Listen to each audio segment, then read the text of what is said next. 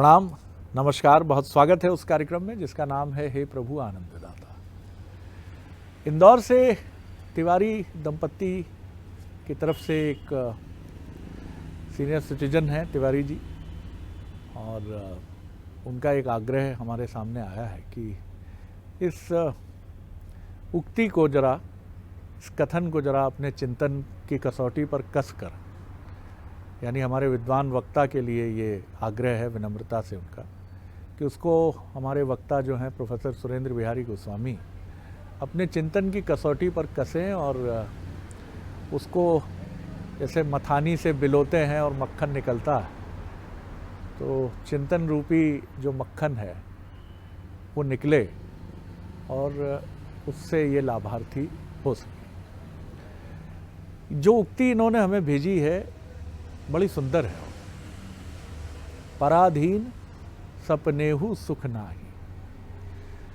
अब इसी को आज़ादी के दीवाने, जब हम आज़ाद नहीं थे तो कहते थे कि गुलामी की हलवा पूरी भी अच्छी नहीं लगती।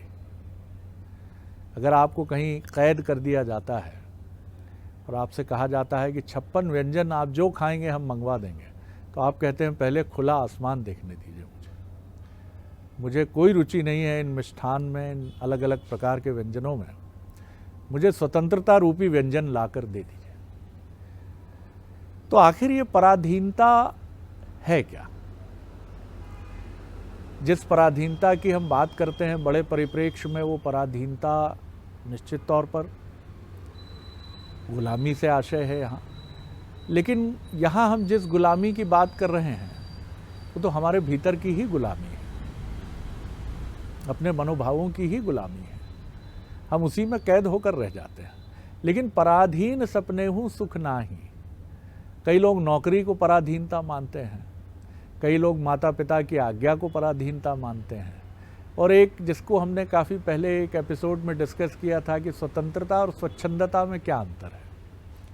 तो आखिर ये बड़ा परिप्रेक्ष्य, इसके लिए चिंतन का क्या है, जानेंगे मानस मर्मज्ञ भगवत गीता के अध्येता प्रोफेसर सुरेंद्र बिहारी गोस्वामी जी से। गोस्वामी जी, ये विषय हमने नाना प्रकार से बहुत स्वागत के साथ अलग अलग रूपों में इसकी व्याख्या आपके श्रीमुख से इसके पहले भी बहुत हुई है, लेकिन आज ये परिप्रेक्ष्य में ये समझना चाहते हैं तो कुछ नए बिंब, नए प्रतीक, कुछ मौलिक चिंतन की कसौटी पर कसते हुए नवनीत प्रस्तुत हो। आज आपने इसकी पृष्ठभूमि ही बड़ी विशेष बनाई है, और आपकी पृष्ठभूमि बोलते समय मुझे इस विषय में एक बड़ा सुंदर मीमांसा का अवसर उपलब्ध हुआ है। पराधीनता और गुलामी में अंतर है। पराधीनता शब्द जो है वो गुलामी के लिए शब्द नहीं हो सकता। बिल्कुल ठीक है। पराधीन जो है वो परापयोपभाग्योपायो होता है। पराधीन जो है पराश्रित होता है। पराधीन जो है स्वयं से पराजित होता है। पराधीन जो है विषयाशक्ति से घिरा हुआ होता है। पराधीन जो है वो एक ऐसे बंधन में बंधा होता है जो होता ही नहीं है। पराधीन एक ऐसे बंधन में बंधा होता है, वो निर्णय नहीं ले पाता, उसकी इच्छा शक्ति, उसका मनोबल जो है वो गिरा हुआ होता है, इसलिए वो पराधीन होता है। इसलिए उन्होंने कहा है कि सपने में भी पराधीनता मिल जाए तो सुख नहीं मिल सकती आपको। भाई हमारी कल्पनाएं, आज के लोगों को अगर कल्पना कही, आप की कल्पना करो तो वो कल्पना की उड़ान भी छोटी लेते हैं, क्योंकि उनका अंतर्चित्त पराधीन है। आप कहिए, आप कल्पना करिए कि आप क्या बनना चाहते हैं, तो तुरंत ये कहेगा मैं मुझे नौकरी मिल जाए, मैं मेरा घर बन जाए, कल्पना कर रहा हूँ कि मुझे जो है अच्छी नौकरी मिल जाए, बस इतनी ही वो अपनी कल्पना करेगा। वो कल्पनाओं में भी ये नहीं सोचता कि मैं इंद्र बन जाऊं, मैं देश का सम्राट बन जाऊं, मैं संत बन जाऊं, मैं लोगों का रक्षक बन जाऊं। ये उसकी परिकल्पना में नहीं, क्योंकि वो उड़ता छोटे दौर पर है, वो पाखी बना रहता है। पराधीन पाखी है। पाखी कहते हैं उस छोटे पक्षी को जो पूरा उड़ना नहीं जानता, फुदकते रहता है कहीं भी, और ऊपर आसमान को देखकर कल्पना करता है कि कभी तो उड़ूंगा। तो जब ऐसी भावना उसके अंतर्चित्त में रहती है तो वो केवल आसमान ही देखते रहता है, कल्पनाओं के आसमान में भी नहीं उड़ता, स्वप्न में भी उसको शांति नहीं मिल सकती। तो पराधीन कौन होता है? ईर्ष्यी घृणी असंतुष्टो, ईर्ष्यी घृणी असंतुष्टो, क्रोधनो नित्य संकेता, परापयोपभाग्योपायो सठे थे दुख भागिता। जिसमें ये 6 लक्षण हो वो पराधीन होता है। ईर्ष्यी, जिसमें ईर्ष्या है वो पराधीन है। क्यों? अब ईर्ष्या उसके स्वामी है ना, जब वो चाहते हैं तब वो उसको मुक्त करते हैं, जब नहीं चाहते तो मुक्त नहीं करते। तो वो पराधीन बहुत होगा। सुंदर, बहुत सुंदर। ईर्ष्या में घिरा हुआ, वाह, ईर्ष्याई, वाह, घृणी। वाह। कौन पराधीन है? जो घृणा करता है। घृणा करता है। अब घृणा करता है तो उसके पास भेद है। मैं एक जगह यात्रा करते समय, वैसे तो मैं भोजन घर का ही पसंद करता हूँ, लेकर चलता हूँ। लोगों को भी सलाह देता हूँ कि अगर घर है परमात्मा की कृपा से तो 2 रोटी घर की बनवा कर चलिए, ताकि रास्ते में आप खाते रहें। पाथे, हमारे यहाँ तो अध्यात्म में पाथे कहा जाता है इसे। पाथे यानी वो पोटली। तो संत कहते हैं कि भैया एक काम किया करो, 2 रोटी जो 2 अक्षरों से बनती है वो हमेशा लेकर चलो, क्या पता नहीं लौटे तो काम आएगी रास्ते में। तो बोले कौन से 2 नामों की? बोले हरि राम। एक रोटी रा की, एक रोटी माँ की, एक रोटी हा की, एक रोटी री की। अर्थात परमात्मा का नाम जाप करते हुए घर से निकलो और परमात्मा को धन्यवाद देते घर आओ। ये है टिफिन यात्रा का, आध्यात्मिक यात्रा का। लेकिन बहिरंग यात्रा में आप अपना भोजन लेकर चलिए। तो किंचित ऐसा अवसर आया उपलब्ध, तो मैं कहीं भोजन करने बैठ गया। मेरे साथ युवा अवस्था थी, मेरे साथ और भी मित्र थे, वो सब भोजन करने लगे। अचानक मित्र ने कहा आप वो खा रहा है। मैंने कहा क्या हुआ? अरे बोले वो मांसाहार भक्षण कर रहा है, देखो कैसा खा रहा है। मैंने कहा तुम्हारी दृष्टि वहां कैसे पहुंची? भाई यदि तुम कहीं परदेश में भोजन करने बैठ गए हो तो या तो मत करो भोजन। अब भोजन करने बैठ गए हो तो अपरुच भोजन पररुच श्रृंगार, अपने रुच का भोजन करो, जो तुमने बुलाया वो आ गया है। अब तुम्हारी भोजन करते समय ये दृष्टि कहाँ गई कि कौन क्या खा रहा है? क्या खा रहा है? अब वो खा रहा है और आपको घृणा हो गई है। तो मैंने उनसे कहा क्या आपने कभी उसे खाया है जो वो खा रहा है? बोले नहीं। मैंने कहा उसका स्वाद जाना है जो वो खा रहा है? बोले नहीं। तो मैंने कहा भाई वो उसका आहार है, वो मिठास के साथ खा रहा है, उसकी वो जाने, तुम्हारी तुम जानो। तो ईर्ष्याई घृणी, अब आप पराधीन हो गए। घृणा आपके आवेग में, आपको लोगों के व्यवहार से घृणा है, लोगों के आचार से घृणा है, लोगों के रख रखाव से घृणा है। आपको कितनी घृणा है? आपको रंग रूप से घृणा है, आपको किसी को देखने से घृणा उत्पन्न हो जा रही है। लेकिन आपको अपने आप से घृणा नहीं है। आपको स्वयं से घृणा नहीं है। यदि आपको स्वयं अपने कृत्य कर्म आचरण और शरीर से घृणा होने लग जाए कि मैं ये हड्डी मांस का पुतला कितना अभिमान में भरा हुआ नृत्य करता हूँ, मैं कौन सा ऐसा सुंदर बनकर निकलता हूँ। हर घर का हर व्यक्ति स्वरूपवान है, हर व्यक्ति अपने नजर में स्वरूपवान है। तुम्हारे घृणा करने से क्या होता है? लेकिन तुम पराधीन हो ना, किसके? इंद्रियों के पराधीन हो। तो सपने हो सुख नहीं। आप जीवन में कभी किसी के साथ आनंद से नहीं रह पाएंगे, तुलना करेंगे, आप नाक मुंह सिकोड़ेंगे, आपके जीवन में पल पल तकलीफ हो जाए। विचारों में घृणा है आपको। आचार तो आचार, विचार में भी घृणा करते हैं। ये तीसरा बिंदु है। ये घृणा के भाग हैं। ईर्ष्या, घृणा और तीसरा ईर्ष्याई, घृणी, असंतुष्टो। असंतुष्टो। अब आपको संतोष हो ही नहीं सकता ना किसी चीज में। क्यों? आपके मन में द्वेष है तो आप कैसे करोगे? तुलना तो कभी खत्म नहीं होगी ना, आज हुई तो कल फिर आएगी। घृणा आपके अंतर चित्त में है तो आप कैसे संतुष्ट हो सकते हो? वाह वाह वाह। जिसके अंतर चित्त में घृणा है वो संतुष्ट हो नहीं सकता। और जो तुष्ट नहीं है तो आप ध्यान रखिए, तृष्णा क्षयम स्वर्ग पदम के मस्ती, आचार शंकर कहते हैं। अगर तृष्णा का क्षय हो जाए तो स्वर्ग पदम के मस्ती। को वासी घोरो नरका स्वदेहा। नरक क्या है? यही शरीर ही नरक है, भोग रहे हैं नाना प्रकार के। अच्छा बोले फिर इसमें तो बोले स्वतंत्र हो जाओ, तृष्णा क्षयम स्वर्ग पदम के मस्ती। तो जो तृष्णावान व्यक्ति है, लोलुप व्यक्ति है, असंतोषी व्यक्ति है, तो जिसमें असंतोष पराधीन है, वो भी पराधीन है। पराधीन सपने वो सुख नहीं, उसको कभी सुख नहीं मिलेगा। इससे घृणी असंतुष्ट हो। क्रोधिनो। अब क्रोधी से बड़ा तो पराधीन संसार में कोई हो ही नहीं सकता। वाह। क्षण क्षण में क्रोध भरा हुआ है तुम्हारे अंदर से। कितनी शिकायत है हमारे लोगों की जिंदगी से, कभी अपने से शिकायत नहीं हुई। हर पल माँ को पूजा करते नहीं देखा, क्या कर लिया उसने? जिसकी पूजा कर रहे हो क्या कर लिया उसने? अच्छा तुमको ये बोलने लायक बना दिया, क्या कर लिया? हाथ हिलाते खड़े हो जो। जिस दिन वो कुछ करने पर आ जाएगा उस दिन राधे राधे हो जाएगा तुम्हारा काम काज। समझिए मेरी बात। क्या किया देश ने मेरे लिए, क्या किया पिता ने मेरे लिए? कितने प्रतिप्रश्न हैं आपके अंतर्चित्त में। क्यों? क्योंकि आपके अंतर्चित्त में जो है हठ के रूप में क्रोध है। क्रोध करना है तो दुर्वासा की तरह करो ना, जब भी करते हैं सृजन करते हैं। क्रोध करना है तो रुद्र की तरह करके दिखाओगी, संहार करो और फिर सृजन करके दिखाओ, तो तुम्हारा क्रोध माने कि उपार्जित हो गया। क्रोध शक्ति है, उसका अपव्यय कर रहे हो।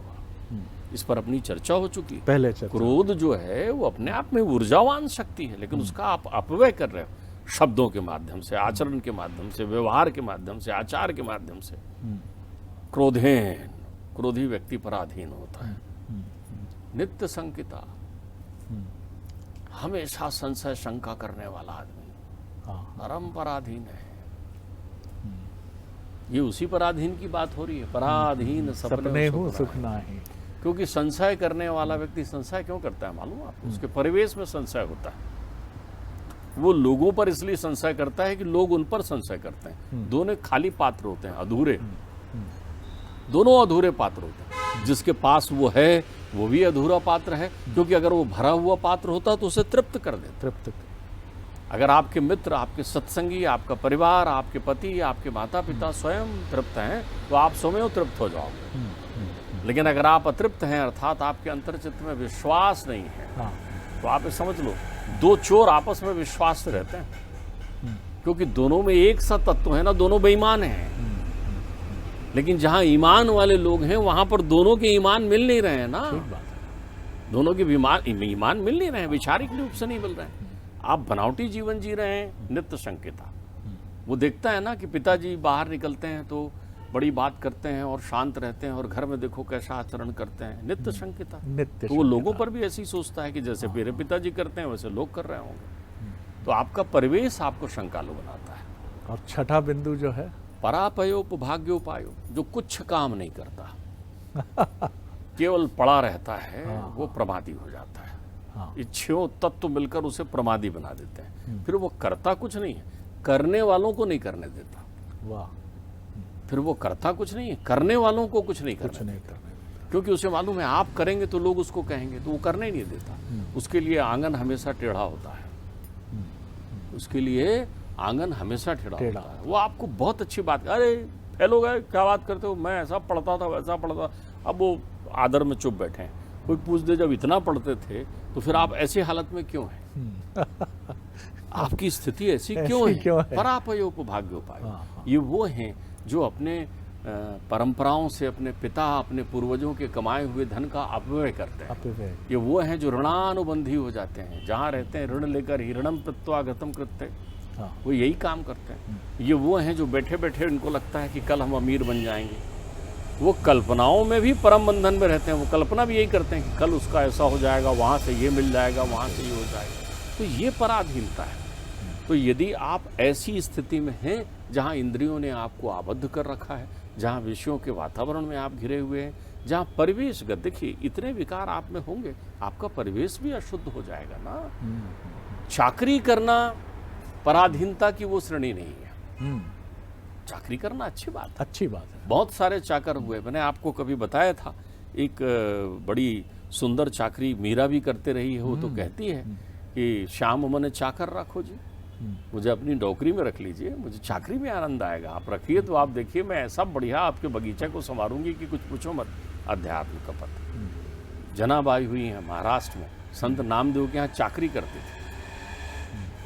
देखिए हमारे यहाँ चाकरी करने वाले लोगों को हम बुलाते हैं, काका जी आ गए, बाई आ गई, अम्मा आ गई। कितना मान होता है चाकरी में, आप क्या बात कर रहे हैं? क्योंकि समर्पित भाव से चाकरी कर रहे हैं ना आप। वो पराधीनता। बहुत अच्छी बात कही आपने, बिल्कुल सही। वो पराधीनता नहीं, क्योंकि वो कर्तव्य की भावना से कर्तव्य की चाकरी है। तो आप अपने कर्तव्य को करते समय यदि आनंद में हैं, तो आपकी जो आसक्ति विरक्ति के मध्य जो है मतभेद नहीं है, फिर आप पराधीन नहीं है। स्वाधीन होना, एक तो स्वाधीनता दिवस हम मनाते हैं, आपने कहा स्वाधीनता दिवस, बहुत बढ़िया। स्वाधीनता दिवस राष्ट्र की स्वाधीनता का दिवस मनाते हैं। जिस दिन आप अपनी स्वाधीनता का दिवस राष्ट्र से जोड़ देंगे, उस दिन राष्ट्र में समस्या ही नहीं होगी, फिर सोने की चिड़िया बन जाएगी। स्वाधीनता दिवस आप मना रहे हैं, लेकिन आप तो पराधीन हैं। आप कहाँ स्वाधीन हुए? आप उनसे मुक्त हुए क्या? आपके अंतर्चित्त में, मैं आपसे कहूँ, यदि 26 जनवरी और 15 अगस्त को हम गीत सुनते हैं राष्ट्रभक्ति का, तो कितना आनंद आता है। लेकिन ये गीत क्या रोज हमारे दिमाग में गूंजता है क्या? जिस दिन रोज गूंजने लगेगा उस दिन हम स्वाधीन हो जाएंगे। हम तो विशिष्ट से जुड़ गए हैं ना कि आज ही हमको स्मरण करना है, आज ही हमारा नया दिन है, आज ही हमारा स्वतंत्रता दिवस है, आज ही हमारा दीपावली है। वो जो पर्टिकुलर विशिष्टता के साथ आ गया है वो हमको विस्मृत किए रहता है।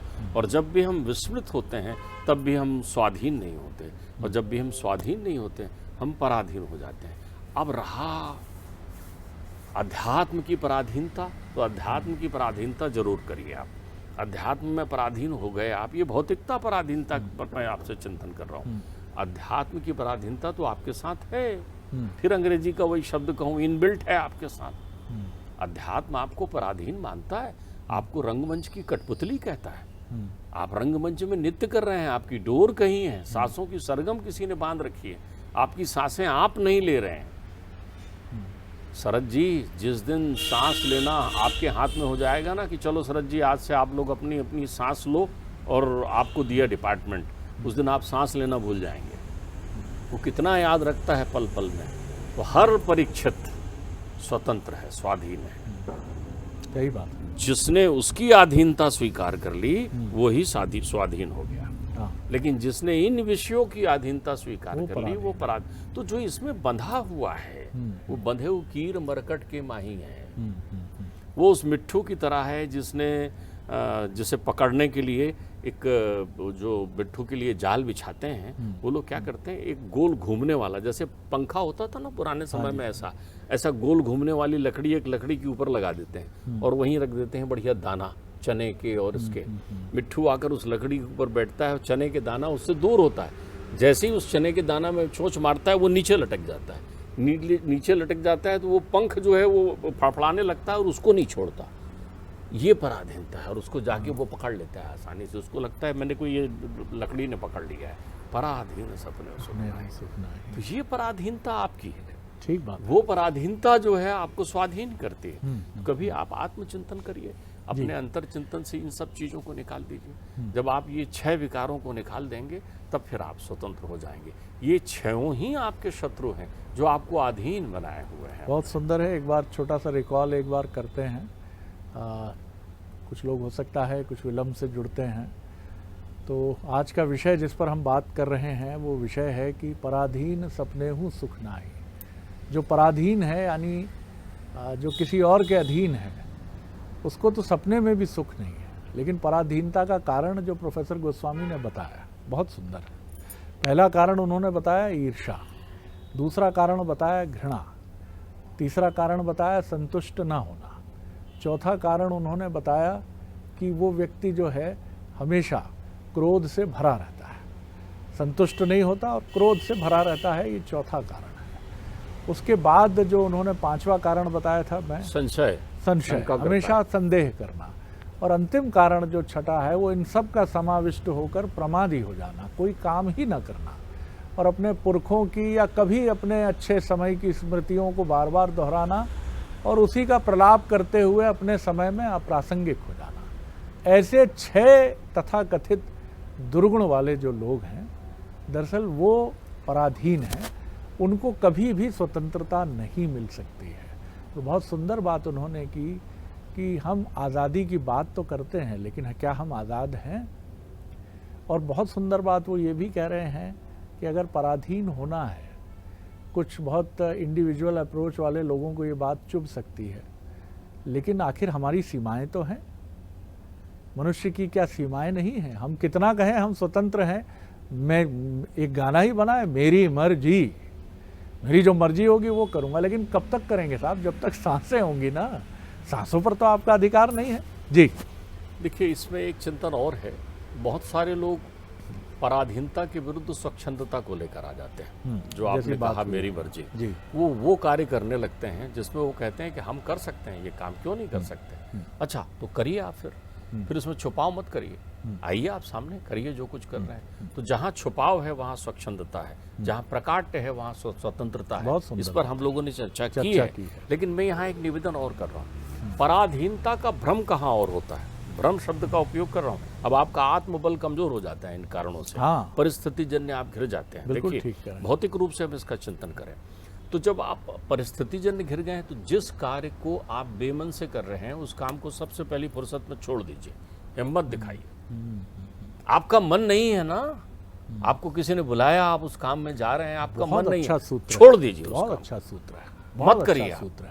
मैं कहता हूँ 2 रोटी कम खाना पड़ेगा लेकिन आपको चैन की नींद आएगी, आपको बड़ा आनंद लगेगा। एक बार आप छोड़ कर देखिए, आप तय कर लीजिए मुझे नहीं करना है ये। 2 हाथ दिए हैं परमात्मा ने तो अनंत कर्म करने के लिए दिए बहुत हैं। सुंदर। एक काम नहीं दूसरा काम कर लेना, काहे करना बार बार बहुत वो? सुंदर बात है। आप अपने संकोच से मुक्त हो जाइए। और इसी बिंदु पर इस बातचीत को मैं विराम देता हूं। और ये युवा शक्ति के लिए, उनके अभिभावकों के लिए बहुत महत्वपूर्ण मंत्र है। आप लाद देते हैं एक इंजीनियरिंग अपने बच्चे की पीठ पर, और वो है मौलिक लेखन वाला बच्चा। आप लाद देते हैं अपने बेटे पर मेडिकल। और क्षमा सहित ये भी कहूँगा मैं कि अब शिक्षा की वो स्थिति है कि अगर वो मेधा से नहीं हासिल होती है तो वो धन से हासिल हो जाती है। आज आप धन की मदद से चिकित्सक भी बन सकते हैं, इंजीनियर भी बन सकते हैं, MBA भी हो सकते हैं। लेकिन क्या वो बालक या बालिका जिसकी मर्जी के विरुद्ध आपने उसको पराधीन बनाकर, वो कर भी लेता है ये सब कुछ, लेकिन उसकी सफलता इसमें नहीं है। तो ना पेरेंट्स इस पे दबाव डालें और ना युवा पराधीन होकर निर्णय करें कि ये पिताजी की बड़ी इच्छा है, मैं तो नहीं चाहता था, माताजी चाहती हैं, घर में कोई डॉक्टर नहीं है, करना पड़ रहा है। नहीं नहीं, जहाँ जाना है वहाँ जाइए। ये जीवन एक ही बार मिलता है, जैसा गोस्वामी जी हमें बार बार कहते हैं कि बाद में आपके लिए उपलब्धता नहीं है। तो इस तरह की पराधीनता से भी स्वयं को आप मुक्त करिए, आगे बढ़िए। तो छोड़िए ईर्ष्या को, छोड़िए घृणा को, छोड़िए क्रोध को, छोड़िए संतुष्ट न होने को, छोड़िए संशय करने की वृत्ति को, छोड़िए प्रमादी आलस्य के विचार को। और सबसे महत्वपूर्ण सूत्र तो मुझे ये लगा है कि निर्णय स्वयं करिए, अपनी प्रसन्नता, पैशन बनाइए काम को। एक्टिंग हो, पत्रकारिता हो, चिकित्सा हो, बैंकिंग हो, अखिल भारतीय सेवाएं हो, अगर ये आपका सपना है, आप वहाँ उन्मुक्त आकाश में उड़ेंगे और उड़ते चले जाएंगे। बहुत धन्यवाद करता हूँ गोस्वामी जी। अगले एपिसोड में एक और विषय लेकर आपसे मिलेंगे। नमस्कार।